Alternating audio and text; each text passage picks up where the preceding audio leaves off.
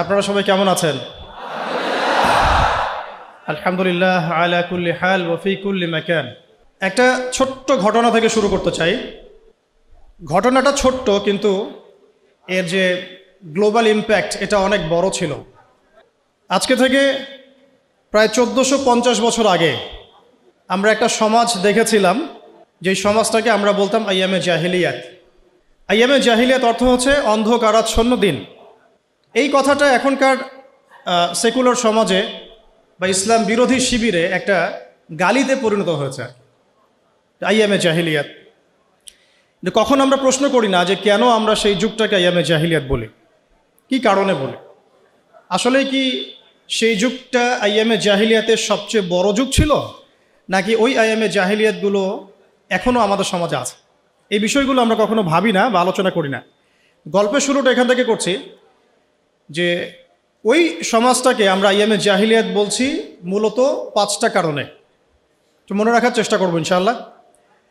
শেষের দিকে যদি সময় পাই তাহলে আপনাদেরকে আমি কিছু প্রশ্ন উত্তর ধরব, যদি আপনারা বলতে পারেন। বলতে পারলে কোনো পুরস্কার নাই, দোয়া, শুধু দোয়া। 1 নম্বর কারণ ছিল শিরক, আল্লাহ পাকের তাওহীদের সাথে, একত্ববাদের সাথে অংশীদার সাব্যস্ত করা, শিরক। আমাদের ইউনিভার্সিটিতে শিরক নামে কোনো চ্যাপ্টার নাই, কোনো ফ্যাকাল্টি নাই। আল কোরআনুল কারীমে আল্লাহ পাক বলেছেন ইন্না শিরকা লাযুলমুন আযীম, পৃথিবীতে সবচেয়ে বড় জুলুমটাই হচ্ছে শিরক। কিন্তু শিরক কি এবং কেন, কত প্রকার, কিভাবে এখান থেকে বাঁচবো, এরকম কোনো ফ্যাকাল্টি আমাদের ইউনিভার্সিটিগুলোর মধ্যে নাই। ব্যাপারটা কি মানে অদ্ভুত না? নবী সাল্লাল্লাহু আলাইহি ওয়াসাল্লাম বলেছেন শেষ জামানায় সবচেয়ে বড় ফিতনা হবে মাসিহুদ দাজ্জাল। মাসিহুদ দাজ্জাল আনফর্চুনেটলি সবচেয়ে বড় ফিতনা সম্পর্কে আমাদের কোনো ফ্যাকাল্টি নাই।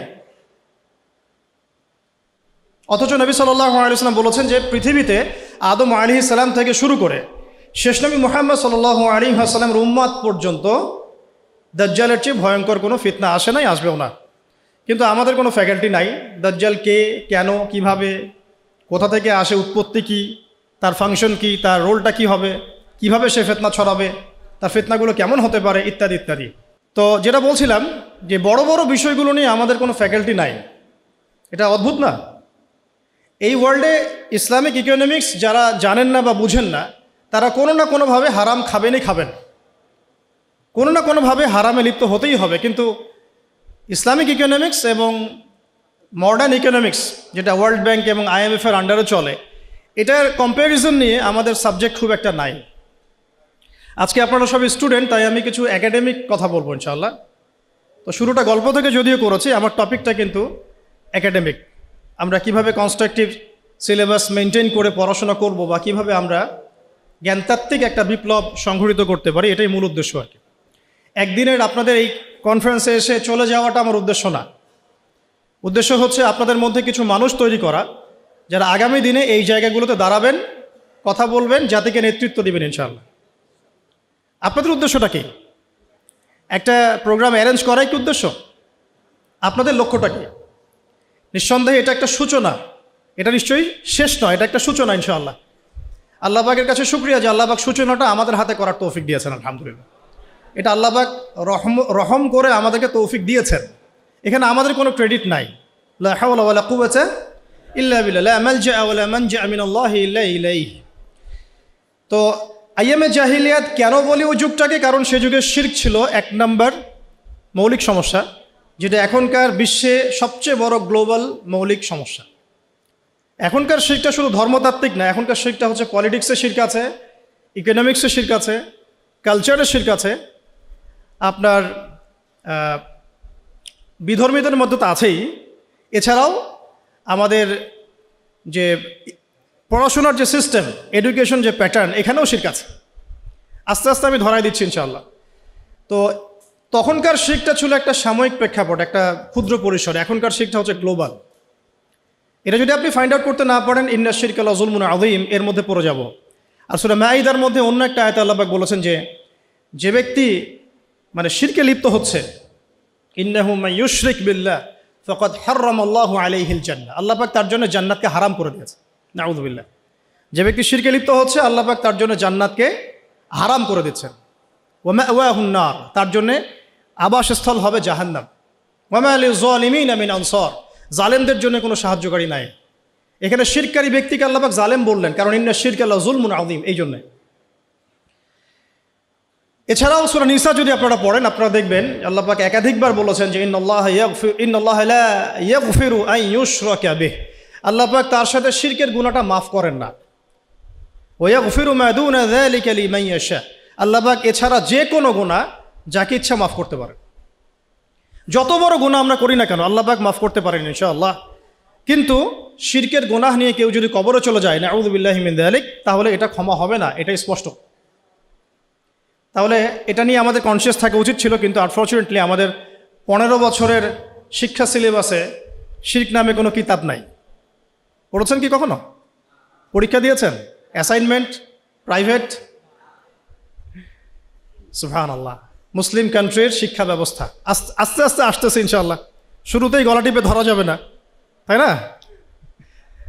আস্তে আস্তে ইনশাআল্লাহ। দ্বিতীয় প্রবলেম ছিল রিবা। রিবা রিবা মানে কি? মাশাআল্লাহ, আপনারা তো জানেন। তো তখনকার সুদটা ছিল আবু জেহেল আবু লাহাবদের দারুন নাদওয়া কেন্দ্রিক।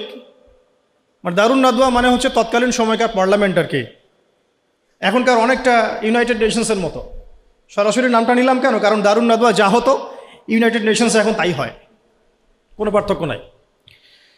তো দারুন নাদওয়া কেন্দ্রিক অর্থনৈতিক একটা ব্যবস্থা ছিল। তো সেখানে মূল ভিত্তিটা ছিল রিবা। আর এই রিবা ছিল কয়েকটা সেক্টরে, মানে কয়েকটা প্রকারভেদ ছিল এখানে। কিন্তু এখনকার গ্লোবাল যে রিবা, এখানে এত প্রকারভেদ আছে যেটা বোঝাতে হলে আপনাকে একদিন একটা ফুল ডে সেমিনার করতে হবে অনলি অন রিবা। এত ক্যাটাগরিজ আছে, এত প্রকরণ আছে, যেটা আমি 2 ঘন্টায় বলে শেষ করতে পারবো না। সারাদিন সময় লাগবে, 3-4টা সেশন লাগবে। এমনকি ঈদের দিন, ঈদের আগের দিন আপনারা যে টাকাগুলো কিনছেন, বেশি টাকা দিয়ে কচকচা টাকা নিচ্ছেন, এর মধ্যে রিবা আছে। যে পেপার মানিটা আপনার মানি ব্যাগের মধ্যে আছে এখন, এখানেও রিবা আছে। যে মনিটরি সিস্টেমটার মধ্যে আমরা আমাদের সেন্ট্রাল ব্যাঙ্কগুলোকে ফাংশন করেছি, এর মধ্যে রিবা আছে। যে ওয়ার্ল্ড ব্যাংক থেকে লোন নেওয়ার জন্য আমরা উঠে পড়ে লেগেছি, এর মধ্যে রিবা আছে। যে ইলেকট্রনিক মানি আপনি বায়বীয়ভাবে পাস করছেন, এক্সচেঞ্জ করছেন, কেনা বেচা করছেন, এর মধ্যে রিবা আছে। রিবার এত ক্ষেত্র আছে যেটা আসলে সংক্ষিপ্ত সময়ে বোঝানো সম্ভব না। শুধু এতটুকু বলবো, ওই জামানার রিবা ছিল একটা নির্দিষ্ট ক্ষেত্র বিশেষে। এখনকার রিবা হচ্ছে পুরো গ্লোবাল ইকোনমিক সিস্টেমটাই দাঁড়িয়ে আছে অন দ্য বেসিস অফ রিবা। আল্লাহ পাক আমাদেরকে বোঝার তৌফিক দান করে। আর আপনারা খুব ভালো করেই জানেন রিবা এর 70 বা 73টা পাপের শাখা আছে। তার সবচেয়ে নিচের শাখাটা কি? নিজের মাকে বিয়ে করা। আমরা সবাই কম বেশি নাউযু বিল্লাহি মিন যালিক এই পাপের সাথে সম্পৃক্ত। আর সবচেয়ে মজার ব্যাপারটা দেখেন, আমাদের এই 15-20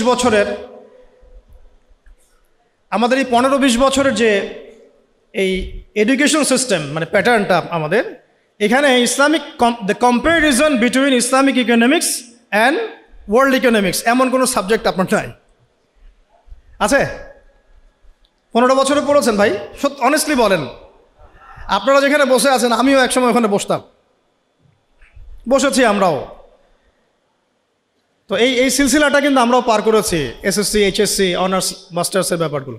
এই পুরো 15 থেকে 16 বছরে বা আরও বেশি 18 বছরে the comparison between Islamic economics and the world economics এরকম কোনো সাবজেক্ট আমরা পড়ি নাই। শিরকের উপর কোনো সাবজেক্ট আমরা পড়ি নাই।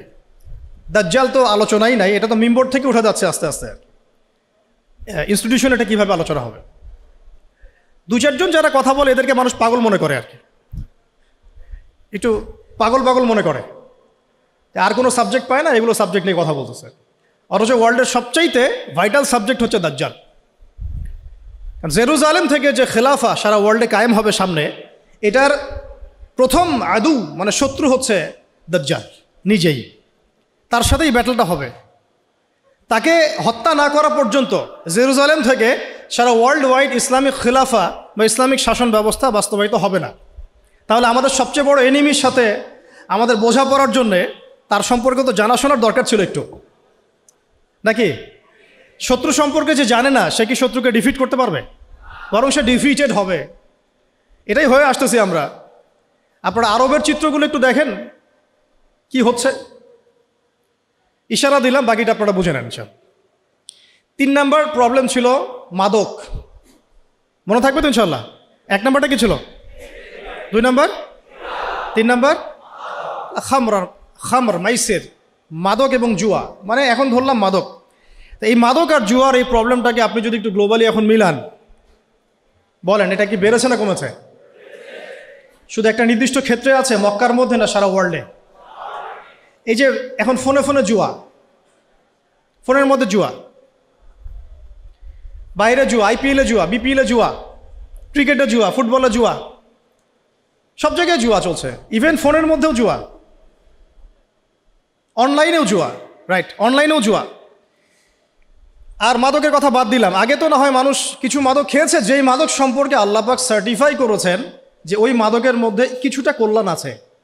আয়াতটা পড়ে দেখেন, সূরা বাকারায় আছে, ইয়াসআলুনাকা আনিল খামরি ওয়াল মাইসির, তারা তোমাকে খামর এবং মাইসির সম্পর্কে জিজ্ঞাসা করে। কুল ফীহিমা ইসমুন কাবীর ওয়া মানাফিউ লিন-নাস, বলো সেখানে যা আছে তার বেশিরভাগই হচ্ছে নোংরামি, পাপ, খারাপ, কিন্তু কিছুটা উপকারিতা আছে। এটা কিন্তু কোরআনে আছে। আর এখনকার মাদকগুলো এত ডেঞ্জারাস যে আপনাকে হিপনোটাইজ করে ফেলতে পারে।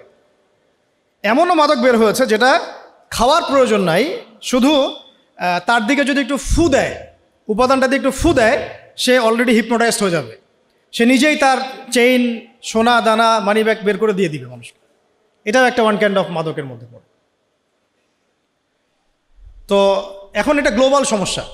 আমি আপনাদেরকে বোঝাতে চাচ্ছি যে কম্প্যারিজনটা খুব বেশি বেশি দরকার, যে আমরা কি আসলে আইএমএ জাহিলিয়াত থেকে বের হতে পেরেছি কিনা। গল্পটা একটু ছোট হলেও মেসেজগুলো অনেক ডিপ। 3 নাম্বার হচ্ছে, এটা 3 বললাম না, 4 নাম্বার হচ্ছে নারী জাতির অবমাননা। এটা ছিল আইএমএ জাহিলিয়াতের সুন্নত। সুন্নাহ মানে আদর্শ, এই জন্য বললাম সুন্নত। আইএমএ জাহিলিয়াতের সুন্নত। মেয়েদেরকে জীবন্ত কবর দেওয়া হতো।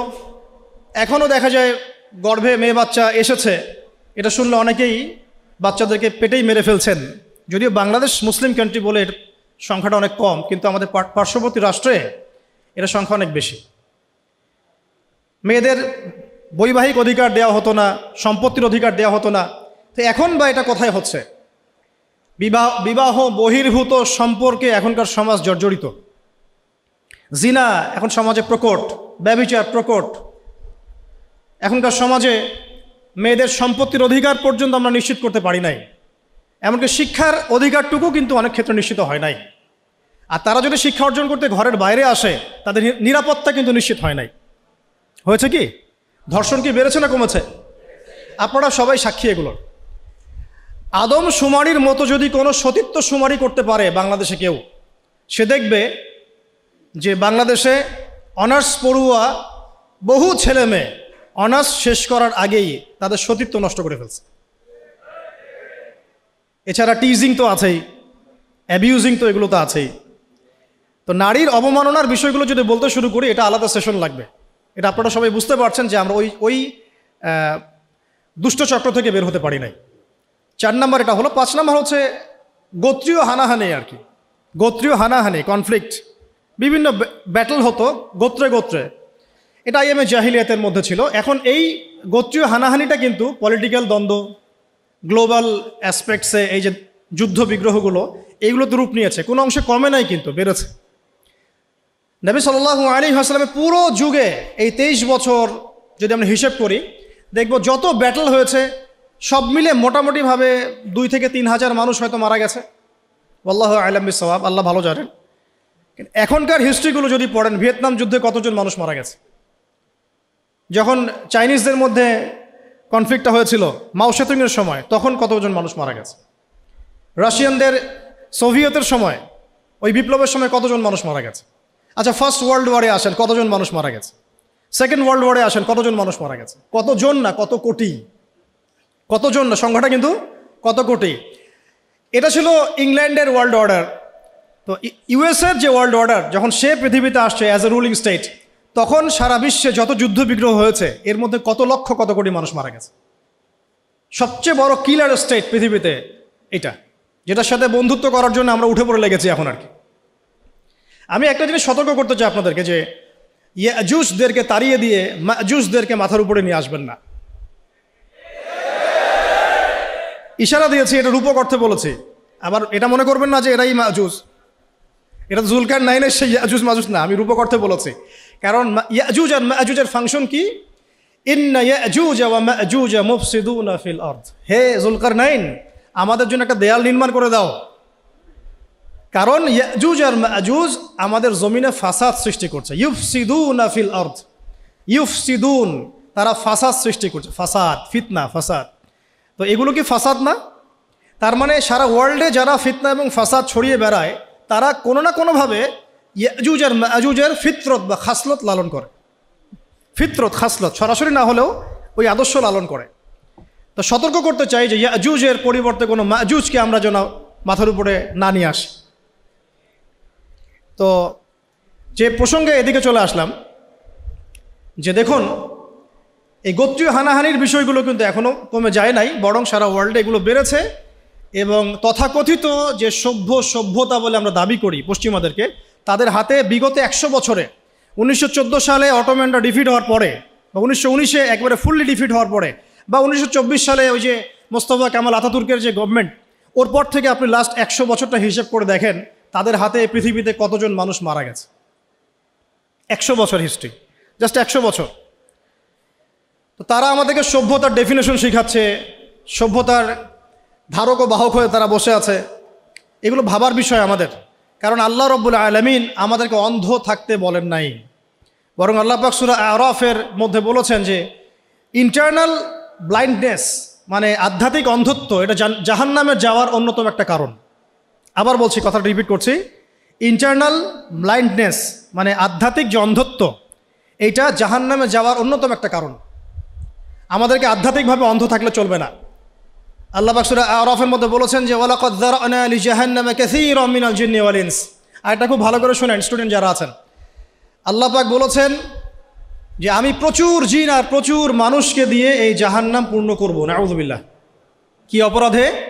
এক, লাহুম কুলুবুন লা ইয়াফকাহুনা বিহা, কলব দিয়েছিলাম উপলব্ধি করে নাই, এটা একটা কারণ। ওয়ালাহুম আযানুন লা ইয়াসমাউনা বিহা, কান দিয়েছিলাম শোনে নাই। এই কান না, এই কান, এই কানে সবাই শোনে, কান দিয়েছিলাম শোনে নাই। ওয়ালাহুম আ'য়ুনুন লা ইউবসিরুনা বিহা, চোখ দিয়েছিলাম দেখে নাই। এই চোখ দিয়ে সবাই দেখে, এই চোখ, সবাই এই চোখ দিয়ে দেখতে পারে না। এটা হলো আধ্যাত্মিক অন্ধত্ব, যেটা জাহান্নামে যাওয়ার একটা কারণ। আল্লাহ পাক আমাদেরকে বোঝার তৌফিক দান করেন। আল্লাহ পাক পরে বলেছেন উলাইকা কাল আনআম, এরা হচ্ছে মানুষ না, এরা হচ্ছে জানোয়ারের মতো। আনআম মানে গবাদি পশু, ক্যাটলস। বাল হুম আদাল, বরং তারা এর চাইতেও নিকৃষ্ট। উলাইকা হুমুল গাফিলুন, তারা হচ্ছে গাফেল সম্প্রদায়। আল্লাহ পাক আমাদের আধ্যাত্মিক অন্ধত্ব দূর করার তৌফিক দান করেন। এখন একটু এই জায়গায় একটু কনক্লুশনে আসি। এই যে 5টা প্রবলেমের কথা আমি বললাম, এই 5টা প্রবলেম এখনকার ওয়ার্ল্ডে আছে না নাই? শর্ট স্কেলে আছে না লার্জ স্কেলে আছে? গল্পটা হচ্ছে এই যে এই 5টা জাহেলিয়াতপূর্ণ সমাজ ব্যবস্থাকে আল্লাহ রব্বুল আলামিন একজন ব্যক্তির হাত দিয়ে এবং একটা কিতাবের মাধ্যমে পরিবর্তন করে দিয়েছেন। আলহামদুলিল্লাহ। ভলিউমটি একটু বাড়ান।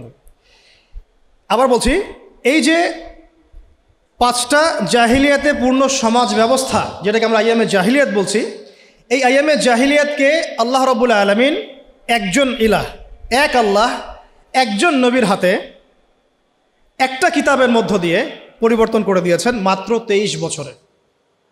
সুবহানাল্লাহ। আবার বলছি, একজন আল্লাহ, একজন নবী, একটা কিতাবের মাধ্যমে আল্লাহ রাব্বুল আলামিন উইদিন 23 ইয়ার্স ওই আইয়ামে জাহিলিয়াতকে শুধু পরিবর্তনই করেন নাই, বরং ওইটা চেঞ্জ করে একটা নতুন আলোকিত সমাজ বিনির্মাণ করেছেন। বিনির্মাণ বলবো না, আমি বলবো প্রতিষ্ঠিত করে দিয়েছে, যেটার ফল এখন পর্যন্ত আমরা ভোগ করছি 1450 বছর পরে এসে। আমরা এই কথাগুলো জানলাম কিভাবে? ওই 1450 বছর আগেকার মেহনতের ফসল। আমরা পড়াশোনা করে দেখছি যে আসলাফদের এত বড় বড় কিতাব আছে, যেগুলো এখন পর্যন্ত অনুবাদই হয় নাই। আমরা যা পেয়েছি আমাদের সামনে, এটা হবে মূল লেখার হয়তো 3 ভাগের 1 ভাগ, 2 ভাগ অনুবাদই হয়নি এখন পর্যন্ত, অনুবাদ করাই হয়নি, সেই যোগ্যতা সম্পন্ন তালেবে ইলম বের হয়নি। খুব খুব গভীর বিষয়গুলো, আল্লাহ পাক আমাদেরকে বোঝার তৌফিক দান করে। এখন তাহলে কনক্লুশন হচ্ছে, এরকম সমাজ ব্যবস্থা পরিবর্তন করা সম্ভব।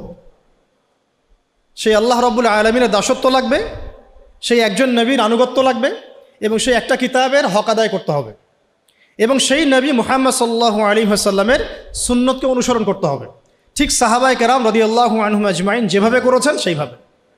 এই তো সম্ভব কি সম্ভব না, এটা প্রথম প্রশ্ন। এটা কি তাত্ত্বিক কথা যে সম্ভব, না প্র্যাকটিক্যালি হয়েছিল কখনো, এবং হয়ে কি সেটা মানে থেমে গিয়েছিল, না এটা বছরের পর বছর, যুগের পর যুগ চলেছে? আমি তো বলবো শতাব্দীর পর শতাব্দী চলেছে, তাই না? অটোম্যানদের যে মানে খিলাফা স্টেট যেটাকে আমরা বলছি, এটা তো অ্যাবলিশ হয়েছে বেশি দিন হয় নাই, 100 বছর, হাইয়েস্ট হলে 120 বছর হবে। এর আগ পর্যন্ত বিশ্ব কিন্তু এভাবেই দেখেছে। নবী সাল্লাল্লাহু আলাইহি ওয়াসাল্লামের যুগ, 4 খলিফার যুগ, উমাইয়াদের প্রায় 100 বছরের শাসন ব্যবস্থা, তারপর আব্বাসীয়দের প্রায় 550 বছর শাসন ব্যবস্থা, তারপরে ফাতেমিরা ছিল একদিকে, ওইদিকে কর্ডোভার দিকে আব্দুর রহমান তার শাসন ছিল, তারপরে মামলুকরা এসেছে, মোগলরা শাসন করেছে, তুর্কিরা করেছে, এভাবে চলেছে, বছরের পর বছর চলেছে। লাস্ট 100 বছরে আমাদের চিত্রটা একদম টোটালি ডিফারেন্ট। আমরা এখন মানে ডমিনেটেড, আগে আমরা ডমিনেট করতাম সারা ওয়ার্ল্ডকে, এখন আমরা ডমিনেটেড। তবে এটাও বেশি দিন থাকবে না ইনশাআল্লাহ, কারণ অচিরেই আবার সেই খেলাফা স্টেট সামনে আসছে ইনশাআল্লাহ। এটা যে আসছে এর তো এক্সাম্পল আপনারাই, যেটা যেখানে হওয়ার কথা না সেটা সেখানে হচ্ছে, মানে কি, মানে টেবিল ঘুরছে আলহামদুলিল্লাহ। এবং আমরা আমাদের তরুণ ভাইদেরকে অনেক আশাবাদী, কিন্তু কিছু কিছু বিষয়ে সংশোধন করার দরকার, সেটা আমি টাচ করবো আজকে আর কি। এটাই আমার আলোচনার শেষ অংশ হবে ইনশাআল্লাহ। এখন একটা বিষয় খালি আজকে ফোকাস করব, যেটা সব তো আর একদিনে করা সম্ভব না। আপনাদের কি মনে হয়, এই সমাজটা পরিবর্তন হয়েছে কি শুধুমাত্র মিষ্টি মিষ্টি কথায়, না কোনো ত্যাগ এবং স্যাক্রিফাইস ছিল? শুধু কি সৎ কাজে আদেশ করেই হয়েছে, না অসৎ কাজে নিষেধ করতে হয়েছে? আমরা কি শুধু দাওয়াতের কাজই করেছি, না ক্ষেত্র বিশেষে আমাদেরকে লড়তেও হয়েছে? প্রয়োজনে আমাদেরকে মার খেতে হয়েছে, সবর করতে হয়েছে, আবিসিনিয়াতে চলে যেতে হয়েছে, তায়েফে যেতে হয়েছে, মদিনায় হিজরত করতে হয়েছে, প্রয়োজনে বদরে যেতে হয়েছে, উহুদে আসতে হয়েছে, খন্দকে আসতে হয়েছে, কখনো পররাষ্ট্রনীতি অ্যাপ্লাই করতে হয়েছে, কখনো সন্ধি করতে হয়েছে, কখনো শান্তি চুক্তি করতে হয়েছে। এক একটা ক্ষেত্রে এক এক রকম ইনিশিয়েটিভ আমাদেরকে নিতে হয়েছে। তবে একটা বিষয় আমরা এক জায়গায় ছিলাম, সেটা হচ্ছে এক আল্লাহ, একজন নবী, একটা জামা, একটা ইমারা, একটা কিতাব, একটা সুন্নাহ। এই জিনিসগুলোতে যখন ভাটা পড়েছে তখন আমাদের শক্তি কমে গেছে। কথা কি বুঝতে পারছেন? গল্পটা হচ্ছে এই যে নবী সাল্লাল্লাহু আলাইহি ওয়াসাল্লাম এই সমাজে জন্মগ্রহণ করেও এই সমাজের জাহিলিয়াতের মধ্যে তিনি মিশে যান নাই, বরং এগুলো থেকে তিনি দূরে ছিলেন। যখন তার কাছে ওয়াহি এসেছে, ওয়াহি আসার পর থেকে মাত্র 23 বছর সময় নিয়েছেন তিনি। এই 23 বছরে তিনি ওই পুরো সমাজের সমস্ত জাহিলিয়াতকে দূর করে নতুন একটা সমাজ বিনির্মাণ করেছেন, আলহামদুলিল্লাহ, প্রতিষ্ঠা করেছেন। এবং আমরা বুঝলাম যে এটা আমাদের দ্বারাও সম্ভব ইনশাআল্লাহ। এটা আমাদের দ্বারাও সম্ভব ইনশাআল্লাহ, নাকি সম্ভব না? তো সম্ভব হতে হলে যে কয়েকটা কাজ করতে হবে, সে কয়েকটা কাজ আগে বলে নেই, মুখস্থ করেন। সর্বপ্রথম আমাদেরকে ইলমের চর্চা করতে হবে, জ্ঞানের চর্চা করতে হবে। 1 নাম্বার মনে থাকবে তো ইনশাআল্লাহ? কোন জ্ঞানের চর্চা করব? যেই জ্ঞান আমাকে আল্লাহ পর্যন্ত পৌঁছে দেয় সেই জ্ঞান। কোন জ্ঞানের চর্চা করব না যেই জ্ঞান আমাকে আল্লাহ থেকে দূরে সরায় দেয়? সিম্পল। কোন জ্ঞানের চর্চা আমি করব? যেই জ্ঞান আমাকে আল্লাহ পর্যন্ত পৌঁছে দেয়। কোন জ্ঞানের চর্চা আমি করব না যে জ্ঞান আমাকে আল্লাহ থেকে দূরে সরায়? 2 নাম্বার হচ্ছে, আমি কি শুধু একমুখী জ্ঞানে শিক্ষিত হব? উত্তর হচ্ছে না। এই যুগকে যদি আমরা ডিল করতে যাই এবং কোরআন সুন্নাহকে হাতে নিয়ে ওয়ার্ল্ডকে চ্যালেঞ্জ করতে চাই, তাহলে আমাকে ভার্সেটাইল নলেজ রাখতে হবে। তবে আমার ভিত্তিটা হবে অবশ্যই তাওহীদের জ্ঞান দিয়ে, কোরআনের জ্ঞান দিয়ে, সুন্নতের জ্ঞান দিয়ে। এরপরে আমি যেদিকে যাব সেটা আমি বাছাই করব, কিন্তু আমার ভিত্তিটা যেন হয় কোরআন এবং সুন্নাহ ভিত্তিক শিক্ষা ব্যবস্থা দিয়ে। এটা নিয়ে 2টা কথা আছে, পরে বলছি ইনশাআল্লাহ। 3 নম্বর যে কাজটা করতে হবে সেটা হচ্ছে যা শিখবো তার উপরে আমল করতে হবে। যা শিখবো তার উপরে আমল করতে হবে। আমলবিহীন জ্ঞান দিয়ে কোনো কাজ নাই। ইলম শিখলাম কিন্তু আমল নাই, এটা দিয়ে সমাজ পরিবর্তন হবে না, ব্যক্তিও পরিবর্তন হবে না। 4 নম্বর, একা একা ইলম চর্চা করব না, বরেণ্য ওলামায়ে কেরামদের সোহবতে জ্ঞান শিখব ইনশাআল্লাহ। একটা প্রতিষ্ঠানে আমরা পড়াশোনা করছি, এখানে আপনারা পড়ছেন, আপনি কি একা একা পড়ছেন? একটা সিস্টেম আছে, টিচার আছেন, সিলেবাস আছে। আপনি কি বাসায় বসে অনলাইনেই মাস্টার্স করে ফেলছেন? না, প্রতিষ্ঠানে আসছেন, টিচারের সামনে বসছেন, ক্লাস করছেন, অ্যাসাইনমেন্ট জমা দিচ্ছেন, কোচিং করছেন, প্রয়োজনে মেসে থাকছেন। আপনার তো স্যাক্রিফাইস আছে, তাই না? আপনারও তো অনেক অবদান আছে। এমনি এমনি তো আপনি মানে সার্টিফাইড হচ্ছেন না, ডিগ্রি অর্জন করছেন না। ঠিক সেম, যদি আপনি দিনের জ্ঞান অর্জন করতে চান তাহলে ওলামায়ে কেরামদের কাছে আপনাকে আসতে হবে। আরবিতে একটা প্রবাদ আছে খুব সুন্দর, যে জ্ঞানের কাছে আসতে হয়, জ্ঞান কারো কাছে যায় না। জ্ঞানের কাছে আসতে হয়, জ্ঞান কারো কাছে যায় না। জ্ঞানের একটা গায়রত আছে, জ্ঞান সহজে কাউকে ধরা দেয় না। যদি আপনি আপনার সমস্ত কিছু জ্ঞান অর্জনের জন্য ব্যয় করেন তাহলে জ্ঞান আপনাকে তার সামান্য কিছু দিবে, সব দিবে না, সামান্য কিছু দিবে। ইলমের গায়রতটা এরকম। তো এটা করা, তাহলে ওলামায়ে কেরামদের সাথে সোহবতে থাকা, পরামর্শ ভিত্তিক চলা, একা একা না চলা। একা একা চললে দেখা যাবে নেক্সট শুরুতে ধোকা খাবেন আপনি। কেউ যদি একা একা ডক্টর হয়, চেম্বার খুলে বসে, আপনি কি রুগী দেখাবেন? অনেস্টলি বলেন। ওই যে এক ভাই, ধরেন আমাদের এক ভাই, নাম এক্স আবদুল্লাহ, তো সে বলছে আমি কোনো ইউনিভার্সিটিতে পড়ি নাই কিন্তু আমি ডক্টর হয়েছি। তা আমি শুধু ডক্টরই হই না, আমি হার্টের স্পেশালিস্ট, নিউরো মেডিসিন স্পেশালিস্ট। আমি অত বড় সাবজেক্ট বাদ দেন, নর্মালি এমবিবিএস। আমরা কি তাকে আসলে বিশ্বাস করব? তার কাছে কি আমরা যাব চিকিৎসা করাতে? আপনি কি অন্য কাউকে সাজেস্ট করবেন তুমি যাও? আমি যাচ্ছি না, তুমি যাও, আপনি কি এটা বলবেন? তাহলে ইলমের ক্ষেত্রে আমরা এমন কেন হলাম? দিনই ইলম অর্জন করতে হলে আমাকে সেই একটা ক্রাইটেরিয়া মেনটেন করে আমাকে আসতে হবে। সিলেবাস লাগবে, ওলামায়ে কেরাম লাগবে, প্রতিষ্ঠান লাগবে, এবং তাদের সোহবতে থেকে দিন শিখতে হবে, সময় লাগবে। এটা কি আমরা 5 বছরে শিখে ফেলেছি? আপনি এখানে সময় দিচ্ছেন 15 বছর, 20 বছর। তাহলে যদি আমরা চাই বড় কোনো ফকিহ হব, বড় কোনো মুজতাহিদ হব, বড় কোনো তাফসীর কারক হব, উলামা হব, তাহলে আমাদেরকেও সময় দিতে হবে, 1 দিন 2 দিন না, কমপক্ষে 10 থেকে 15 বছর। এটা দেওয়ার পরেও যে আমরা বড় আলেম হয়ে যাব, মুহাদ্দিস হয়ে যাব, নিশ্চিত না। কারণ এই অঙ্গরে জ্ঞান শেখার কোনো শেষ নাই। তার উপর আবার ওই জ্ঞানের উপর আমল লাগবে, এবং সেই যেটা আমি শিখেছি ওইটা সত্যি সত্যি সমাজে বাস্তবায়ন করছি কি না, এটাও একটা ফ্যাক্টর কি। তো অত গভীরে নিচ্ছি না আপনাদেরকে, মূল কথাটা হচ্ছে ওলামায়ে কেরামের সোহবতে থাকা।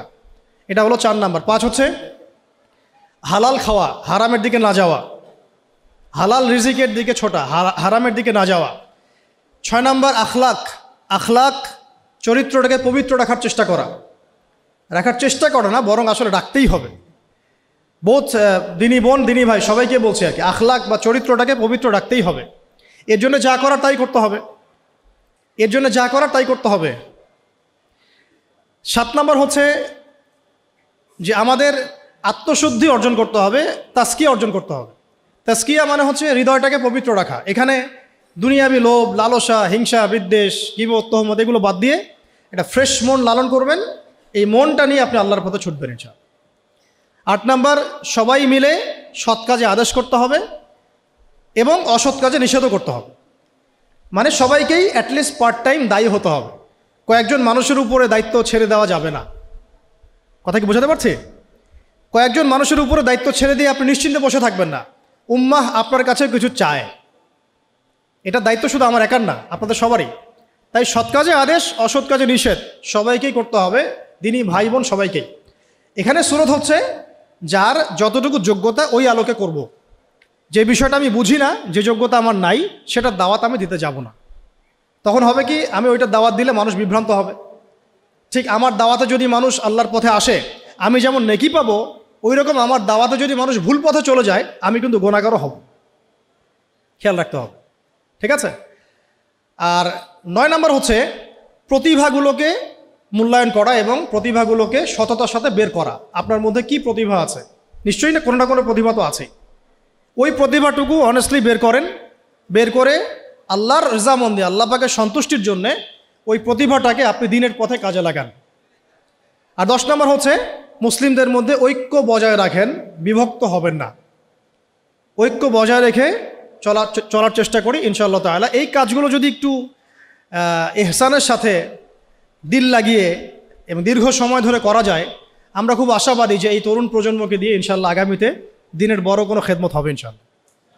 কারণ তাদের ডেডিকেশন আছে, সাহস আছে এবং অনেক ক্ষেত্রে আবেগও আছে, কিন্তু আমরা চাই না এগুলো মিসইউজ হোক। আমরা চাই এগুলো শুধু আবেগের বসে না, বরং বিবেক দিয়ে ভেবে চিন্তা করে একটা কনস্ট্রাকটিভ জীবনের উসুল মেনটেন করে আপনি সামনের দিকে আগান। আল্লাহ পাক তৌফিক দান করেন। এর বাইরে আরও অনেক কথা আছে, টাইম মেনটেন করা, ভালো প্যারেন্টিং, ভালো পরিবার গঠন করা, সন্তান প্রতিপালন, আরও অনেক ব্যাপার আছে, আমি মেজর কয়েকটা বললাম আর কি। এবং ধারাবাহিকতা বজায় রাখা, আজকে অনেক বেশি করলাম কালকে নাই এমন না হওয়া, অল্প করে হলেও প্রতিদিন কিছু কিছু করে করা। তো এই কাজগুলো যদি আমরা করতে পারি দিন কায়েম হবে ইনশাআল্লাহ। আশাবাদী আপনারা? এখন বাস্তবতা দেখে আমি আস্তে আস্তে শেষের দিকে যাচ্ছি, অনেক লম্বা করব না, আপনাদের বিরক্তি ধরাবো না। বাস্তবতাটা হচ্ছে এই যে নবী সাল্লাল্লাহু আলাইহি ওয়াসাল্লাম যে ওহীটা প্রাপ্ত হলেন, সূরা আলাকের প্রথম 5টা আয়াত, কয়টা আয়াত? এটাকে ধরে কয়েকটা কথা বলছি আপনাদের। এই যে 23 বছরের কথা আমি বললাম, যে 23 বছরে সমাজটা পরিবর্তন হয়ে গেছে। এমন সমাজ যে সমাজে এই জাহিলিয়াতগুলো ছিল, কিসের ভিত্তিতে হয়েছে? জাদু দিয়ে, মানুষকে পিটিয়ে, রিমান্ডে নিয়ে টর্চার করে, মানুষকে উঠিয়ে আয়না ঘরে নিয়ে পরিবর্তন করা হয়েছে। কোনটা বলেন? মানুষকে দাওয়াত দেওয়া হয়েছে, আল্লাহর দিকে নিয়ে আসা হয়েছে, বুঝানো হয়েছে, মানুষ বুঝে নাই, মানুষ গালিগালাজ করেছে, মেরেছে, সবর করা হয়েছে, প্রয়োজনে দেশ থেকে চলে যাওয়া হয়েছে, তাই না? হিজরত করা হয়েছে। পরে যখন তারা বেশি এগ্রেসিভ হয়ে গেল, তখন আমাদেরকে বদরে আসতে হলো। বদরে তো আমরা প্রথমে যাই নাই, তাই না? রাষ্ট্র যখন কায়েম করেছে তারপরে গিয়েছে, রাষ্ট্র কায়েম করার আগেও তো আমরা বদরে যাই নাই। এখন আমরা এই পুরো যে কাজগুলো হয়েছে এর গোড়াটা যদি আপনি সার্চ করেন, দেখবেন সেটা হচ্ছে ওই প্রথম ওহীর ভিত্তিতে। ইকরা বিসমি রাব্বিকাল্লাযী খালাক, প্রথম ওহীটা কি ছিল? ইকরা বিসমি রাব্বিকাল্লাযী খালাক। আজকে একটু সময় নিয়ে আমি আয়াতগুলো আপনাদেরকে বোঝাচ্ছি। অনেক জায়গায় সময় পাই না, পরিবেশ পাই না। আমার কাছে মনে হচ্ছে এখন বলার মতো পরিবেশ আছে, তাই বলছে। ধৈর্য আছে আপনাদের? আচ্ছা, একটু শুনেন, আয়াতগুলো শুনেন। অনেকে এইটুক বলে আর কি, ইকরা বিসমি রাব্বিকাল্লাযী খালাক, এবং আমি দেখেছি অনেক সেকুলার প্রতিষ্ঠান, ইভেন ইংলিশ মিডিয়াম স্কুল কলেজের বাইরেও আয়াতটা লেখা আছে। আসলে এর দ্বারা কি বোঝানো হয়েছে? নবী সাল্লাল্লাহু আলাইহি ওয়াসাল্লাম পেরেশান, এই সমাজটাকে কিভাবে পরিবর্তন করব। তিনি সমাজের এই জাহিলিয়াতগুলো থেকে নিজেকে দূরে সরিয়ে রাখেন, ওই হেরা গুহায় গিয়ে বসে থাকেন। আপনারা যারা নামাজ পড়েন 5 ওয়াক্ত, আপনার কানের পাশে যদি মিউজিক প্লে করা হয় ধুমধারাক্কা, আপনার কি ভালো লাগে? ভালো লাগে কি আপনার? নিশ্চয়ই ভালো লাগে না। আর নবী সাল্লাল্লাহু আলাইহি ওয়াসাল্লাম, যার আগেও কোনো গুনাহ নাই, পরেও কোনো গুনাহ নাই, তার কাছে কেমন করে ভালো লাগবে? তিনি তো একজন নবী। সমাজে এইসব জাহিলিয়াত দেখে তিনি দূরে সরে থাকেন। দেখেন আমাদের সমাজেও কিন্তু যে মানুষগুলো একটু আল্লাহওয়ালা, সমাজের জাহিলিয়াত তাদেরকে ভালো লাগে না, তারা আলাদা হয়ে চলে। তখন সমাজ ওদেরকে বলে তার আনসোশ্যাল, তাই না? আমরা বিপদে পড়ি, তখন খুব বিব্রতকর অবস্থায় পড়ি। তা নবী সাল্লাল্লাহু আলাইহি ওয়াসাল্লাম সেখানে পেরেশান। আল্লাহ পাক তখন পেরেশানি দূর করছেন এইভাবে ওহী নাজিল করে, যে আপনি যে সমাজটাকে পরিবর্তন করতে চাচ্ছেন, এটা এমনি এমনি হবে না। এটার জন্যে জ্ঞানের চর্চা দরকার, জ্ঞানের বিপ্লব দরকার। সুবহানাল্লাহ। এই জন্য প্রথম আয়াত আসছে পড়ুন। প্রথম আয়াত তো বলা হয় নাই যে শিরক করবেন না, মাদক দ্রব্য কেউ সেবন করবেন না, পর্দা করো, ইভেন নামাজ পড়ো, আল্লাহকে সিজদা করো, হ্যাঁ, সুদ খেও না, এরকম কি প্রথম আয়াত ছিল? প্রথমে বলা হচ্ছে পড়াশোনা করতে। ইকরা বিসমি রাব্বিকাল্লাযী খালাক। ইকরা মানে পড়ুন, ইকরা মানে বিসমি মানে নামে, নাম দ্বারা, রব্বিক মানে আপনার রবের, রব্বিকা আপনার রবের, আল্লাযী যিনি, খালাকা সৃষ্টি করেছেন। অর্থ দাঁড়াচ্ছে ইকরা বিসমি রাব্বিকাল্লাযী খালাক, পড়ুন আপনার সেই রবের নামে যিনি আপনাকে সৃষ্টি করেছেন। শুরুতে বলেছিলাম, আপনাদের মনে আছে কিনা, যে জ্ঞান আপনাকে আল্লাহর দিকে নিয়ে যাবে সেটাই জ্ঞান। এইটা হচ্ছে দ্য ডেফিনেশন অফ নলেজ। বুঝাতে পারছে কি ভাই? জ্ঞানের সংজ্ঞা কি? যে জ্ঞান আপনাকে আল্লাহর দিকে নিয়ে যাবে সেটাই হচ্ছে মূলত জ্ঞান। ইকরা বিসমি রব্বিকাল্লাযী খালাক। এখনকার এই আয়াতটা নিয়ে আগে দুটো কথা বলে নেই। আচ্ছা দাঁড়ান, আগে অনুবাদটা করে নেই। দ্বিতীয় আয়াতে আল্লাহ পাক বলছেন খলাকাল ইনসানা মিন আলাক, খলাকাল ইনসানা মিন আলাক, যিনি মানুষকে সৃষ্টি করেছেন জমাট বাঁধা রক্তপিণ্ড থেকে। পুরা আমাদের যে মেডিকেল সায়েন্স আছে এই আয়াত থেকে তাদের শেখার যে কত কি আছে আল্লাহ ভালো জানেন। ইকরা ওয়া রাব্বুকাল আকরাম, ইকরা ওয়া রাব্বুকাল আকরাম, আপনি পড়ুন, আপনার রব মহিমান্বিত। আল্লাযী আল্লামা বিল কলম, যিনি মানুষকে কলম দ্বারা জ্ঞান শিক্ষা দিয়েছেন। পুরো সিস্টেমটার মধ্যে আপনার কলম, এবং সেই লাউহে মাহফুজেও আছে কলম। কলম দিয়ে লাউহে মাহফুজে লেখা হচ্ছে। ইভেন কলম আল্লাহ পাকের প্রাচীন সৃষ্টি। আমাদেরকে সৃষ্টি করার, আসমান জমিন সৃষ্টি করার 50,000 বছর আগে আল্লাহ পাক এই কলম, এই লাউহে মাহফুজ, আরশ, এগুলো সব সৃষ্টি করেছেন। তাকদীর লিখে ফেলেছেন। কলমকে আল্লাহ পাক বলেছেন উকতুব, লিখো। কলম বলেছে মাযা আকতুব, আমি কি লিখব? আল্লাহ পাক বলেছেন কিয়ামত পর্যন্ত যা হবে সব লিখে ফেলো। আমরা যে জীব আর জড়র সংজ্ঞা পড়েছি, সংজ্ঞাটা ঠিক না। আল্লাহ পাকের যখন হুকুম হবে, আজকে আমরা যেখানে বসে আছি এই জমিনও কথা বলবে ইনশাআল্লাহ। ইয়াউমাইযিন তুহাদ্দিসু আখবারহা, যেদিন এই জমিন তার বৃত্তান্ত বর্ণনা করবে। তো জীব জ্বরের এই ক্লাসিক্যাল সংজ্ঞা বাদ দিয়ে আমরা এটা বোঝার চেষ্টা করি। তো আল্লাহ পাক বলছেন যে যিনি মানুষকে কলম দ্বারা জ্ঞান শিক্ষা দিয়েছেন। শুধু তাই না, আল্লামাল ইনসানা মা লাম ইয়ালাম, তিনি মানুষকে সেই জ্ঞান শিক্ষা দিয়েছেন যা মানুষ জানতো না। আপনারা যখন আর একটু পড়াশোনা করবেন দেখবেন বুদ্ধিবাদ পড়ানো হবে, যে মানুষ বায়োলজিক্যালি জ্ঞান অর্জন করেছে এমনটা পড়ানো হয়। অভিজ্ঞতাবাদ পড়ানো হয়, কেউ কেউ সমন্বয় মতবাদ পড়ান। কিন্তু আসলে জ্ঞানের উৎস কিন্তু আমরা না। জ্ঞানের মূল উৎস হচ্ছে আল্লাহ পাক নিজে, স্বয়ং তিনি হচ্ছেন জ্ঞানের মূল উৎস। আল্লাহ নিজে তার সৃষ্টিকে, মানে বান্দাদেরকে জ্ঞান শিক্ষা দিয়েছেন। দলিল আরেকটা আছে, আদম আলাইহিস সালামকে সৃষ্টি করার পরে আল্লাহ পাক কিন্তু বলেছিলেন ওয়াল্লামাল আদামা আসমাআ কুল্লাহা, আল্লাহ রাব্বুল আলামিন আদম আলাইহিস সালামকে তার পক্ষ থেকে সব নাম শিক্ষা দিয়েছেন। সুবহানাল্লাহ। জ্ঞানের মূল উৎস কে তাহলে? আচ্ছা, এখন এই 5টা আয়াত যখন নাজিল হলো, অর্থগুলো তো মোটামুটি জানলেন। ইকরা বিসমি রব্বিকাল্লাযী খালাক, পড়ুন আপনার সেই রবের নামে যিনি আপনাকে সৃষ্টি করেছেন। খালাকাল ইনসানা মিন আলাক, যিনি মানুষকে জমাট বাঁধা রক্তপিণ্ড থেকে সৃষ্টি করেছেন। ইকরা ওয়া রাব্বুকাল আকরাম, পড়ুন আপনার রব মহিমান্বিত। আল্লাযী আল্লামা বিল কলম, যিনি মানুষকে কলম দ্বারা জ্ঞান শিক্ষা দিয়েছেন। আল্লামাল ইনসান মা লাম ইয়ালাম, মানুষকে সেই জ্ঞান শিক্ষা দিয়েছেন যা মানুষ জানতো না। এই যে গল্পের জার্নি বিগেন সেখান থেকে। এরপরে 23 বছর পরে আপনি মক্কার দিকে তাকান, দেখবেন সেখানে কোনো শিরক নাই, আছে? কোনো রিবা নাই, আছে? কোনো মাদক নাই, কোনো মেয়ের অবমাননা, ইভেন কোনো জুয়া, ধর্ষণ, বিচ্ছিন্ন দু একটা ঘটনা ঘটতে পারে, কোনো গোত্রীয় হানাহানি, কিচ্ছু নাই। কত বছর? 23 বছর। জার্নিটা কোথা থেকে শুরু হলো? হেরা গুহা থেকে। কোন আয়াত থেকে? ইকরা, পড়ুন থেকে। এখন আপনারাও সব স্টুডেন্ট, আপনারাও পড়ছেন, মাশাআল্লাহ 15 বছর হয়ে গেছে।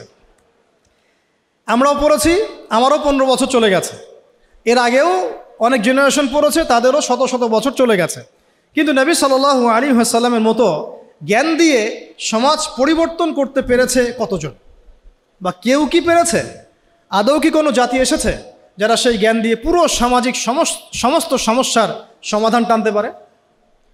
তাহলে এখান থেকে আমাদেরকে বুঝতে হবে আমাদের জ্ঞানের দৈন্যতা কোন কোন জায়গায় আছে। বুঝতে পারছেন কি কিছুটা? আমরাও তো ট্রাই করলাম, বিগত 50 বছর হলো স্বাধীনতার, রেজাল্টটা কি? সামাজিক ইম্প্যাক্টটা কোথায়?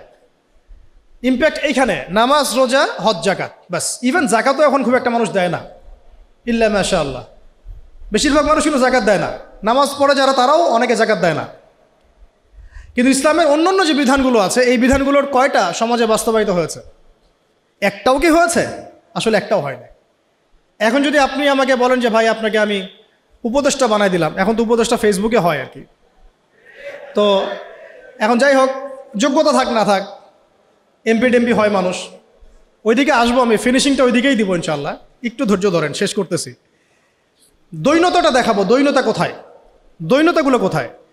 যদি বানায় দেন এবং আমাকে যদি বলেন ভাই কোরআনের তো আছে যে চুরি করলে চোরের হাত কেটে ফেলো, ব্যভিচার করলে রজম করো, তারপরে বেত্রাঘাত করো, মাদকদ্রব্য সেবন করলে বেত্রাঘাত করো, তারপরে হত্যা করলে কিসাস করো, মুরতাদ হয়ে গেলে তাকে মৃত্যুদণ্ড দাও, কেউ নবীকে গালি দিলে সাল্লাল্লাহু আলাইহি ওয়াসাল্লাম তাকেও হত্যা করো।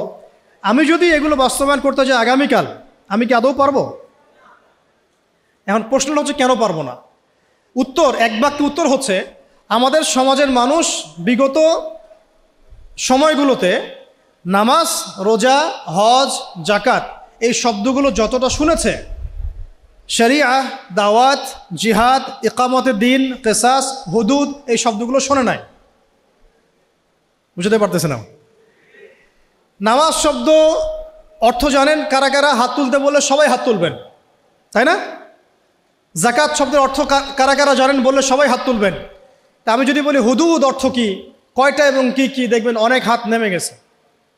কিসাস অর্থ কি, কত প্রকার কি কি, হাত নেমে যাবে। শরিয়া আইন কত প্রকার কি কি, কোন কোন আইনগুলোকে শরিয়া আইন বলে আমরা অনেকেই জানবো না।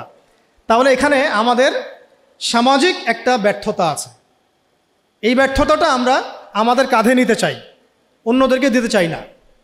এই ব্যর্থতা তাদের যারা এইসব জায়গায় দাঁড়িয়ে কথা বলি, যারা আমরা লিখি, যারা আমরা অন্যকে নসিহত করি, যারা আমরা মিম্বরে বসি, যারা আমরা খুতবা দেই, ওয়াজ মাহফিলের প্যান্ডেলে বসি, আমাদের সবার দায়িত্ব এটা, আমাদের কাঁধে আসবে এটা। কেন জনগণ এই শব্দগুলো জানে নাই? সিম্পল, বলা হয় নাই, বা বলা হলেও অত গভীরভাবে আলোচনা হয় নাই, আলোচনা করা হয়তো পরিবেশ পাওয়া যায় নাই, অথবা অডিয়েন্স সাড়া দেয় নাই, বা বলতে গেলেই ধরা হয়েছে আর ওই আয়নাঘরে টপ টপ করে ফেলা হয়েছে আর কি। তো এখন তো অনেক প্রতিবন্ধকতা, এখন না হয় কিছু কথা বলা যাচ্ছে। তো আমরা চাচ্ছি এই ফ্লোটা যেন জারি থাকে। এই জন্য আমাদের দোয়া করা উচিত আল্লাহ পাক যেন ইসলামপন্থী কোনো সরকারকে উপরে নিয়ে আসেন। আমরা জানি যে এখন আমরা শরিয়া কায়েম করতে পারবো না, কিন্তু পারবো না, আল্লাহ পাক চাইলে তো অবশ্যই পারবো, কিন্তু আমাদের একটা প্রজ্ঞার আলোকে আমরা বলছি যে এখন ইনস্ট্যান্ট আপনি শরিয়া কায়েম করতে পারবেন না। প্রেক্ষাপটটা এমন নাই, মানুষ এটা বুঝে না, তাদের কাছে আমরা জনমতটা তৈরি করতে পারি না সেভাবে। কিন্তু যদি কোনো ইসলামপন্থী সরকার আমাদের মাথার উপরে থাকেন, তখন দেখা যাবে আমরা একটা সময় পাবো, সুযোগ পাবো মানুষকে দাওয়াত দেওয়ার জন্য। তাই আজ না হলেও কাল ইনশাআল্লাহ দেখা যাবে ঠিকই জনগণ এটা বুঝতে পারছে ইনশাআল্লাহ। তারা নামাজকে যেমন গুরুত্ব দিবে, শরিয়াকেও গুরুত্ব দিবে ইনশাআল্লাহ। আল্লাহ পাক আমাদেরকে বোঝার তৌফিক দান করেন। কারণ বাস্তবতায় এসে শেষ করি, একটা কিতাব, এই একটা কিতাবের দাওয়াত, একজন নবীর সুন্নাত সমাজে বাস্তবায়িত করার ফলে একদল মানুষ একসাথে মেহনত করেছেন, সাহাবায়ে কেরাম, সমাজ পরিবর্তন হয়ে গেছে। ঠিক আছে তো কথা? আর আমরা সবাই এক জায়গায় আসতে পারি না, বাংলাদেশে এটা সম্ভব বলে আমার কাছে মনেও হয় না।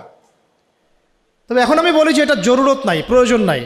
আল্লাহ পাক যদি অল্প কিছু মানুষকে কবুল করেন, ওই মানুষগুলোকে দিয়েই সমাজ পরিবর্তন হবে ইনশাআল্লাহ।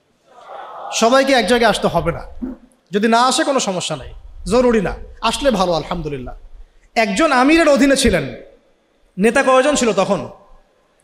তো এখন আমরা সবাই মিলে এক জায়গায় বসতে পারছি না, এবং আমরা আমাদের মধ্য থেকেও একজন বিচক্ষণ নেতাকে সামনে এগিয়ে দিতে পারছি না। এখানে আমাদের মনের মধ্যে অনেক সমস্যা দেখা যায়। অনেকে একজনকে মানতে চায়, আরেকজনকে মানতে চায় না।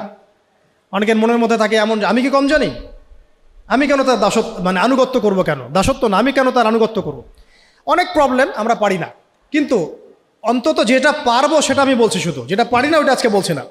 পারবো কোনটা? সেই এক আল্লাহর তাওহীদ শিখতে পারবো কি না ইনশাআল্লাহ? পারবো কোনটা? সেই একজন নবী সাল্লাল্লাহু আলাইহি ওয়াসাল্লামের সুন্নতের উপর নিজে প্রতিষ্ঠিত থাকার চেষ্টা করবো ইনশাআল্লাহ। আমার দেহ, আমার চিন্তা, আমার চেতনা, আমার কাজ, আমার কর্ম সব নবীর সুন্নাহ মোতাবেক হবে ইনশাআল্লাহ। পারবো কোনটা? সেই একটা কিতাব আল কোরআনের হক আদায় করা। পারবো তো ইনশাআল্লাহ? শেষ পয়েন্টটা আপনাদের সাথে আজকে শেয়ার করছি আজকের মতো, যে ওই যে একটা কিতাব, এই কিতাবের হক আছে মোট 6টা। কয়টা বলেন? 1 নাম্বার বিশুদ্ধ করে তেলাওয়াত শেখা। 1 নাম্বার, আমার সাথে বলেন, 1 নাম্বার বিশুদ্ধ তেলাওয়াত শেখা। 2 নাম্বার এর ভাষা শিক্ষা করা, কোরআনের ভাষা শিক্ষা করা, নিজের উপরে ফরজ করে নেওয়া উচিত। কোরআনের ভাষা যে জানে না সে কোরআন বুঝতে পারবে না, ফুল স্টপ। অনুবাদ পড়ে কোরআন বোঝা যাবে না, যা বুঝবেন সেটা ভাষা। অ্যারাবিক টু অ্যারাবিক না বুঝতে পারলে কোরআনের মূল অন্তর্নিহিত সার আপনি উদ্ধার করতে পারবেন না, চরমভাবে ব্যর্থ হবেন। একটা ল্যাঙ্গুয়েজ না জানলে আমি ইংরেজি ডিপার্টমেন্টে ভর্তি হতে পারবো না, সিম্পল, এটা অ্যাজ সিম্পল অ্যাজ দ্যাট। আমি ইংরেজি জানি না, তাহলে ইংরেজি মাধ্যমে আমি পড়াশোনা করতে পারবো না, সিম্পল। আরবি জানি না, আমি কোরআন বুঝতে পারবো না। যা বুঝতে পারবো সেটা অনুবাদ দেখে বোঝাটা আর কোরআনের গভীরে যে ঢোকা, এটা মানে 7 জমিন আর 7ম আসমানের মধ্যে পার্থক্য, এত বেশি পার্থক্য, সম্ভব না। তো 2 নাম্বার হচ্ছে আমাকে ভাষা শিখতেই হবে। আমরা একটা জোর দাবি জানাবো, প্রত্যেকটা প্রতিষ্ঠানে যেন কোরআনুল কারীম শিক্ষাটাকে বাধ্যতামূলক করা হয়। প্রত্যেকটা প্রাইমারি স্কুলেই আল কোরআনের শিক্ষাটাকে বাধ্যতামূলক করতে হবে। আপনারা এগ্রি করেন তো নাকি? ইনশাআল্লাহ। প্রত্যেকটা হাই স্কুলে আরবি ভাষা শিক্ষাটাকে বাধ্যতামূলক করা উচিত, যেভাবে ইংরেজি বাধ্যতামূলক করেছেন ঠিক সেইভাবেই। প্রত্যেকটা ইউনিভার্সিটিতে নবী সাল্লাল্লাহু আলাইহি ওয়াসাল্লামের জীবনীর জন্যে সিরাতের আলাদা ফ্যাকাল্টি থাকতে হবে ইনশাআল্লাহ।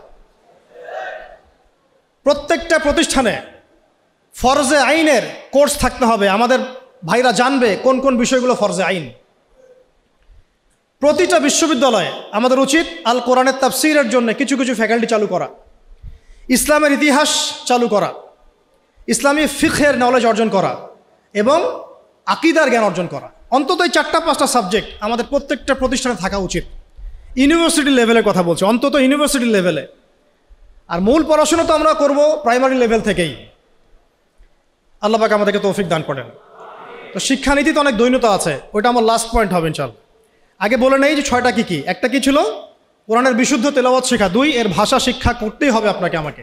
3 নাম্বার হচ্ছে কোরআনের অর্থ বোঝার চেষ্টা করতে হবে, কোরআনের অর্থ বোঝার চেষ্টা করা, এবং এটা একা একা হবে না, ওলামায়ে কেরাম লাগবে। 4 নাম্বার আল কোরআনের সমস্ত আদেশ মেনে চলতে হবে। রাজি আছি ইনশাআল্লাহ? 5 নাম্বার আল কোরআনের সমস্ত নিষেধ বর্জন করতে হবে। পারা যাবে ইনশাআল্লাহ? এবং 6 নাম্বার আল কোরআনের দাওয়াত মুসলিম অমুসলিম সবার ঘরে ঘরে পৌঁছাতে হবে ইনশাআল্লাহ। এটাকে আপনার লাইফের চ্যালেঞ্জ হিসেবে, অ্যাম্বিশন হিসেবে গ্রহণ করেন। আল্লাহ পাক তৌফিক দান করেন। শেষ কথাটা হচ্ছে এই দৈন্যতাটা শোনেন। আমি কয়েকটা দাবি উত্থাপন করলাম না, যে কোরআনুল কারীম প্রাইমারি লেভেল থেকে, হাই স্কুল লেভেল থেকে অনার্স মাস্টার্সে আসতে হবে, সিরাত আসতে হবে, আকীদা আসতে হবে। দৈন্যতা দেখেন, আমাদের স্বাধীনতার কত বছর হয়েছে? 50 পার হয়েছে না? আচ্ছা, আপনারা তো আমার চেয়ে অনেক ভালো জানেন, আমার চেয়ে আপনারা অনেক ভালো জানেন বাংলাদেশে প্রাইমারি স্কুলের সংখ্যা কত? কেউ কি বলতে পারবেন এক্স্যাক্ট ফিগারটা কত? কেউ বলতে পারবেন? আচ্ছা, আমরা একটা গেস করি, 10 লক্ষ হবে? হবে না মনে হয়। 1 লক্ষ হবে? 1 লক্ষ হবে? 68,000 হবে? হওয়ার তো কথা, 68,000 তো হওয়ার কথা। আচ্ছা, আমি এটা বাদ দিলাম। চলে কাদের আন্ডারে? গভর্নমেন্টের আন্ডারে, তাই তো? গভর্নমেন্ট তো চেঞ্জ হয়েছে বিভিন্ন সময়, হয়েছে না? আচ্ছা, মূল দৈন্যতা ধরে নেন, এটাই শেষ অংশ আলোচনা। এই অ্যাপ্রক্সিমেটলি 50,000 প্রাইমারি স্কুলে নিঃসন্দেহে 5 লাখ স্টুডেন্ট পড়াশোনা করে কমপক্ষে, অথবা 10 লাখ, অথবা 15 লাখ, অথবা 20 লাখ। আপনি সমস্ত স্টুডেন্টদেরকে যারা ক্লাস 5 পাস করেছে সবাইকে একটা ময়দানে জড়ো করেন, তাদের সবাইকে শুধুমাত্র সূরাতুল ফাতিহা এর তেলাওয়াতটা শুদ্ধ হয় কিনা যাচাই করেন, দেখবেন 90% তেলাওয়াত ঠিক নাই। যে 10% তেলাওয়াত ঠিক আছে তারা শিখেছে বাসায় বা কোনো হুজুরের কাছে বা কোনো মক্তবে, নট স্কুলে। এটা আপনার মুসলিম প্রধান দেশের শিক্ষা ব্যবস্থা। I am very sorry to say, এবং আমি ক্রিটিসাইজ করতে চাচ্ছি না, আমি জাস্ট নসিহতমূলকভাবেই বলছি কথাগুলো। কারণ আমরা এই জাতির একটা পার্ট তো অবশ্যই। এই জাতি তো আমাদেরও, এই সমাজ তো আমাদেরও, এই রাষ্ট্র তো আমাদেরও, নাকি আমরা ভেসে আসছি? আপনার ছোট্ট মেয়েটা বা ছেলেটা বা আপনার ভাই বোন যে ক্লাস 5 পাস করেছে প্রাইমারি স্কুলে বা কোনো বেসরকারি স্কুলে বা কোনো ইংলিশ মিডিয়াম স্কুলে, সে আল কোরআন তেলাওয়াত তো দূরে থাক, সূরা ফাতিহা বিশুদ্ধ করে পড়তে পারে না। আর আমরা নিজেদেরকে মুসলিম দাবি করছি, তার মানে আমরা কোরআনকে গুরুত্ব দেই না, সিম্পল। আপনার ওই ক্লাস 5 পাস করা ছেলেটা বাংলা পড়ে, কবিতা পড়ে, ইংরেজি পড়ে, অঙ্ক পারে, সবই পারে, কোরআন পারে না, তার মানে আপনি কোরআনকে গুরুত্ব দেন না। সিম্পল। কোরআন আপনার কাছে ফোর্থ সাবজেক্ট, আমার কাছে ফোর্থ সাবজেক্ট। মুসলিম প্রধান দেশের শিক্ষা সিস্টেম, আমরা অনেক কথা বলছি, উপদেষ্টা, এই প্যানেল, সেই প্যানেল, কমিশন। শিক্ষা কমিশন নিয়ে কোনো আলোচনা হচ্ছে না, শিক্ষা কমিশনটা গঠন করা হচ্ছে না, সেই প্রাচীন কমিশন আবার ইম্পোজ করার চেষ্টা করা হচ্ছে। অথচ শিক্ষা হচ্ছে জাতির মেরুদণ্ড। আমার মেরুদণ্ডই ঠিক নাই, আমি ব্যাংকিং সিস্টেম কিভাবে চেঞ্জ করব? খালি মদের বোতল চেঞ্জ করলে হবে, নাকি নতুন বোতলে পুরাতন মদ খাওয়াতে চাচ্ছেন? কোনটা? এটাই তো। মদের বোতল চেঞ্জ করলে হবে? আমরা কি নতুন কোনো বোতলে সেই পুরাতন মদ খেতে চাই? এবার আসেন, এই 50,000 প্রতিষ্ঠানের স্টুডেন্টদের কথা বাদ দেন, তাদেরকে যারা পড়ায় সেই সমস্ত শিক্ষকদেরকে একটা জায়গায় বসান। এই সমস্ত শিক্ষকদের কোরআন তেলাওয়াত চেক করেন, এদের 90%, তাদের 90% কোরআন বিশুদ্ধ করে তেলাওয়াত করতে পারে না। তারা আপনার বাচ্চার শিক্ষার দায়িত্ব নিয়েছে। আমার বাচ্চাকে এমন একজন টিচার পড়ায় যে আল্লাহর কিতাব পড়তে পারে না, যে মুসলিম। আমি অমুসলিমদের কথা বলছি না, এখানে কোনো অমুসলিমদের কিনা আলোচনা হচ্ছে না, ঠিক আছে? সরায় দেন। এবার আসেন হাই স্কুল, সংখ্যা কত দেখবেন? লাখ লাখ। হাই স্কুলের সব স্টুডেন্টদেরকে বসান, একজন একজন করে চেক করেন, দেখবেন এদের মধ্যেও মিনিমাম 80% কোরআন তেলাওয়াত করতে পারে না। তার হাই স্কুলে পড়াশোনা করেছে 8 থেকে 10 বছর, 8 থেকে 10 বছর, প্রায় লক্ষ লক্ষ টাকা খরচ করা হয়েছে, সময় দিয়েছে, তারা পরিশ্রম করেছে, পরীক্ষার পর পরীক্ষা, এক সেমিস্টার আরেক সেমিস্টার, এক টার্ম আরেক টার্ম, কোচিং, প্রাইভেট, অ্যাসাইনমেন্ট, এইটা সেইটা, কোরআন তেলাওয়াত করতে পারে না। আর আমরা আইএমএ জাহিলিয়াতকে চেঞ্জ করতে চাচ্ছি, অথচ আমি দেখালাম চেঞ্জটা হয়েছে ইকরা বিসমি রাব্বিকাল্লাযী খলাক দিয়ে। জার্নি এখান থেকে শুরু হয়েছিল। এমন কোনো সাহাবী আপনি খুঁজে পাবেন না যিনি কোরআন তেলাওয়াত করতে পারেন না। এমন কোনো সাহাবী আপনি পাবেন না যিনি কোরআনের অর্থ বুঝেন না। এমন কোনো সাহাবী পাবেন না যিনি কোরআনের আদেশ নিষেধ মানেন না, দাওয়াতের কাজ করেন না। এবার এই হাই স্কুলের সব বাচ্চাদেরকে সরায় দেন, সরায় দিয়ে সব টিচারদেরকে বসান। হাই স্কুলের যারা টিচার তাদের মধ্যে ম্যাক্সিমামই 70% তো হবেই আমার ধারণা যারা কোরআন তেলাওয়াত করতে পারেন না। ইভেন সূরাতুল ফাতিহা আপনাদের শুদ্ধ না, সূরা ফাতিহা শুদ্ধ না। আপনারা লক্ষ লক্ষ স্টুডেন্টের ভবিষ্যৎ বিনির্মাণের দায়িত্ব নিয়ে বসে আছেন, কোরআন তেলাওয়াত করতে পারেন না। আপনি কোরআনকে গুরুত্ব দেন না। ইলমের মূল যে সোর্স, জ্ঞানের মূল যে উৎস, তার সাথে আপনার কোনো তাল্লুক সম্পর্ক নাই, কিন্তু আপনি জাতির শিক্ষক, বেতন পাচ্ছেন, ভাতা পাচ্ছেন, কোনো কোনো ক্ষেত্রে আপনি পেনশন পাচ্ছেন, ইত্যাদি ইত্যাদি। একটু উপরে যাই, এই যে বলেছিলাম শেষে একটু চেপে ধরবো আর কি, এটা চেপে ধরার সময় খুব বেশি হয়ে যাচ্ছে নাকি? প্র্যাকটিক্যাল কিছু কথা, শেষ 5 মিনিট ইনশাআল্লাহ। এরপরে একটু উপরে যাই, আপনারা কোন লেভেলে আছেন? অনার্স। অনার্স লেভেলে বাংলাদেশের প্রতিষ্ঠান নিশ্চয়ই 1000-এর কম না, হ্যাঁ? রিনাউন্ড প্রতিষ্ঠান, স্ট্যাবলিশড। তাদের সমস্ত স্টুডেন্টের মধ্যে ছেলে আছে, মেয়ে আছে, সবাইকে একটা মাঠের মধ্যে বসা সবাইকে একজন একজন করে ইন্ডিভিজুয়ালি অনলি সূরা ফাতিহার তেলাওয়াত শোনায়, অনলি সূরা ফাতিহা। আমি কিন্তু আল কোরআনের পুরা অনুবাদের কথাও বলি নাই, তাফসিরের কথাও বলি নাই, অর্থের কথাও বলি নাই, কিছুই বলি নাই। দেখবেন এর মধ্যে মিনিমাম 60%-এর তেলাওয়াত সহি না, করতেই পারে না, দাঁত ভেঙে যাচ্ছে। সে পড়াশোনা করছে 15 থেকে 16 বছর ধরে, আরও বেশি হতে পারে, আরও বেশি হবে। এখানে 10 বছর, এখানে 2, 18, এদিকে 20, 18 থেকে 20। আমরা মুসলিম প্রধান দেশে থাকি, এটা আমাদের শিক্ষা ব্যবস্থার অবস্থা। এবং আমরা আবার মানে চাইও যে আল্লাহর জমিনে দিন কায়েম হোক। আমরাই আবার চাই যে আল্লাহর জমিনে দিনটা কায়েম হোক। আর যে বাকিরা পারে তারা কোথায় শিখেছে? হয় কোনো মাদ্রাসায়, হয় কোনো মক্তবে, অথবা ইন্ডিভিজুয়ালি কোনো ওস্তাদের কাছে। নট অ্যাকাডেমিক্যালি, নট ইনস্টিটিউশনালি, যেখানে সে পড়ে সেখানে সে শিখে নাই। তার সাবজেক্ট এটা নাই, তার সাবজেক্টে 12টা সাবজেক্ট আছে। তার যে একটা সাবজেক্ট নিয়ে অনার্স পড়ে, আপনারও তো 6টা সাবজেক্ট আছে ফ্যাকাল্টিতে, আছে না? ওই সাবজেক্টের মধ্যে কোরআন নাই, তাফসীর বলিনি, আমি অর্থও বলি নাই, হিফসও বলি নাই, ভাষাও বলি নাই, কোরআনের সাহিত্যের কথা বলি নাই, শুধু বলেছি কোরআন তেলাওয়াতটুকু নাই। আপনারা কি দাবি করেন যে আপনারা মুসলিম প্রধান দেশে থাকেন? এটা একটা চরম সেকুলার স্টেট, এটা ইসলামিক স্টেট নয়, এটা একটা চরম রকমের সেকুলার স্টেট, যেখানে নামাজ, রোজা, হজ, জাকাত, তসবিহ, তাহলিলের মধ্যে ইসলামকে সম্বন্ধ করা হয়েছে। শিক্ষা, অর্থনীতি, রাজনীতি, সংস্কৃতি, এগুলো থেকে ইসলামকে মাইনাস করে দেওয়া হয়েছে। এটাই জাতির সবচেয়ে বড় দুঃখ, সবচেয়ে বড় দুর্দশা। আল্লাহ পাক আমাদেরকে বোঝাতো। এবার এই সমস্ত অনার্স পড়ুয়া ভাইদের, বোনদের, টিচারদেরকে আমরা বসাতে চাই একটা জায়গায়। এটা কল্পনা করছি আর কি, আমরা অঙ্ক করি মনে মনে। বসান, একজন একজন করে আপনি চেক করেন।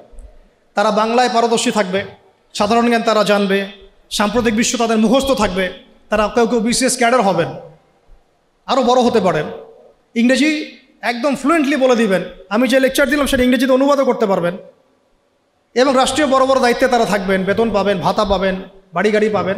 বাট আপনারা অন্তত 50% তাদের কোরআন তেলাওয়াত করতে পারেন না। আপনারা লক্ষ লক্ষ তরুণ প্রজন্মের মেরুদণ্ড গড়ার কারিগরের দায়িত্ব নিয়েছেন কোরআন ছাড়াই, কোরআনের সাথে কোনো রকম সম্পর্ক ছাড়াই।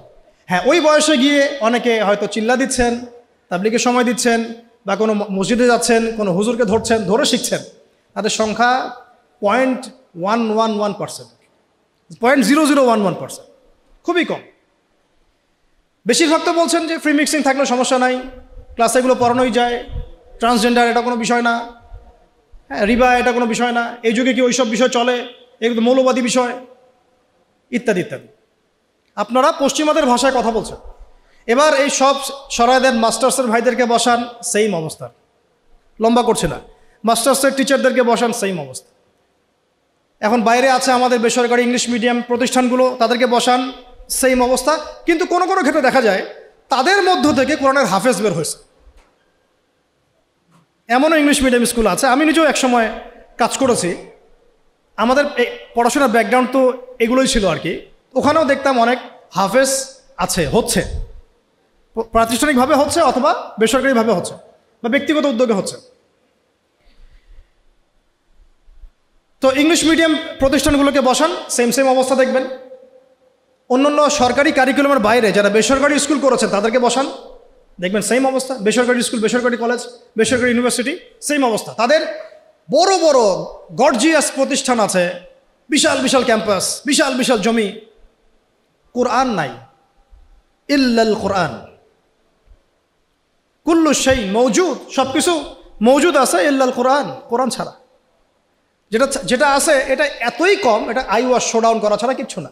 এটা আই ওয়াশ করা যে আমি কিছুটা কোরআন পড়াই।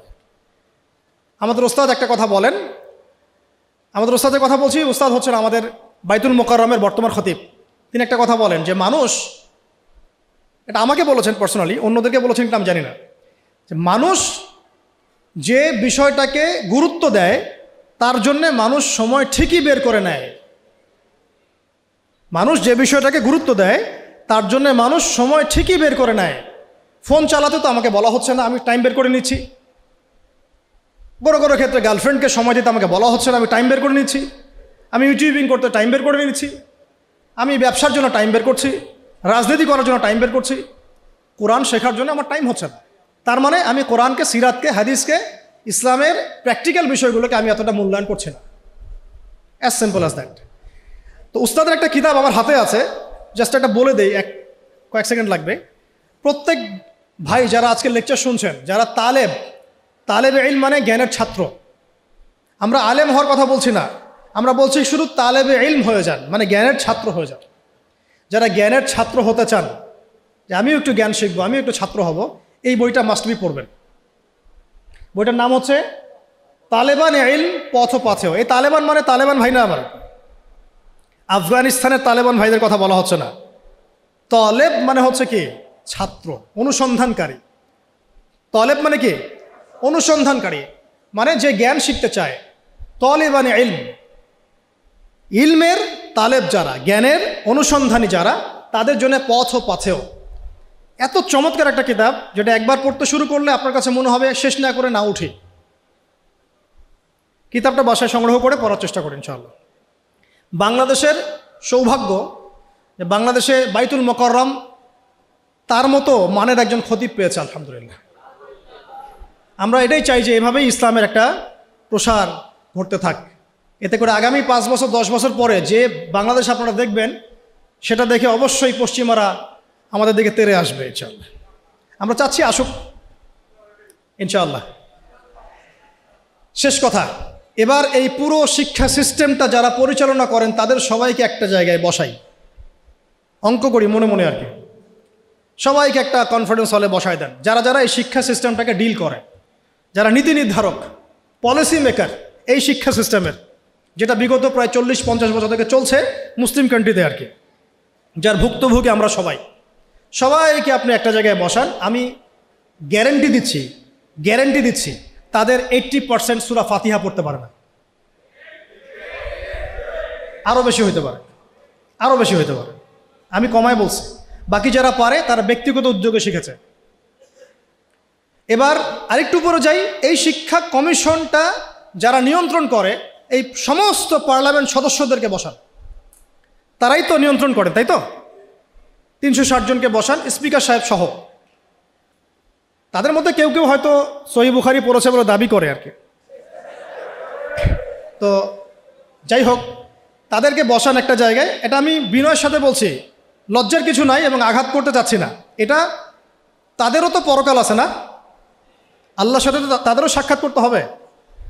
যদি বলে আমাদেরকে কেউ দাওয়াত দেয় নাই, আমরা সেই জায়গা দিচ্ছি না, আমি দাওয়াত দিয়েছি আপনাকে, আমি আপনাকে দাওয়াত দিয়েছি, এটা আপনার দলিল, হুজ্জাত।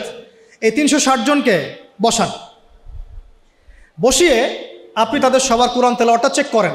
আমি আপনাকে গ্যারান্টি দিচ্ছি তাদের 90% বিশুদ্ধ করে কোরআন তেলাওয়াত করতে পারেন।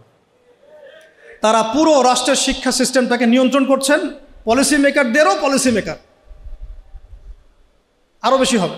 তাহলে এই যদি হয় একটা মুসলিম কান্ট্রির অবস্থা, তাহলে আমাদের এই যে লক্ষ লক্ষ না কোটি কোটি ছেলে, কোটি কোটি মেয়ে, হাজার হাজার স্কুল, লক্ষ লক্ষ কলেজ, এই আপনার প্রাইমারি স্কুল, হাই স্কুল, বেসরকারি স্কুল, ইউনিভার্সিটিস, এখানে তো মিনিমাম কোটি কোটি মানুষ পড়াশোনা করছে।